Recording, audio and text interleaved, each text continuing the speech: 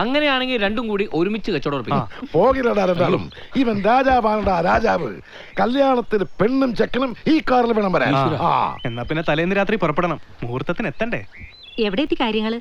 ഇന്നലെ മുതൽ കത്ത് കൊടുത്തു തുടങ്ങി മാമന്റെ വീട്ടിൽ നിന്ന്. എടാ, എല്ലാത്തിനും ഒരു ഓർഡർ വേണം. ഇവിടെ നിന്ന് വേണ്ടേ തുടങ്ങാൻ? നീ ആ പരട്ട തന്തയെ പൊക്കി നടന്നോ? ഇന്നലെ ആ വഴിക്ക് പോകേണ്ട ഒരു ആവശ്യം ഉണ്ടായിരുന്നു. അപ്പൊ അവിടെ കയറി ക്ഷണിക്കുകയും ചെയ്തു. അത്രേ ഉള്ളൂ. പാപ്പൻ ക്ഷമിക്കണം. എന്തോന്ന് ക്ഷമിക്കാൻ? നിനക്കോ വിവരമില്ല. കൂടെ നടക്കുന്നവനെങ്കിലും വിവരം വേണ്ടേ? അവിടെ വെക്കട. ആളൊരു ജോലി ചെയ്യുന്ന സമയത്താ. പിന്നെ ഭയങ്കര ഗവൺമെന്റ് ഉദ്യോഗല്ലേ? നെല്ല് മുളച്ച് ഞാറായി പോയനെ. ഓളെ കയ്യും കാലും പിടിച്ചിട്ട് എടുപ്പിച്ചേ.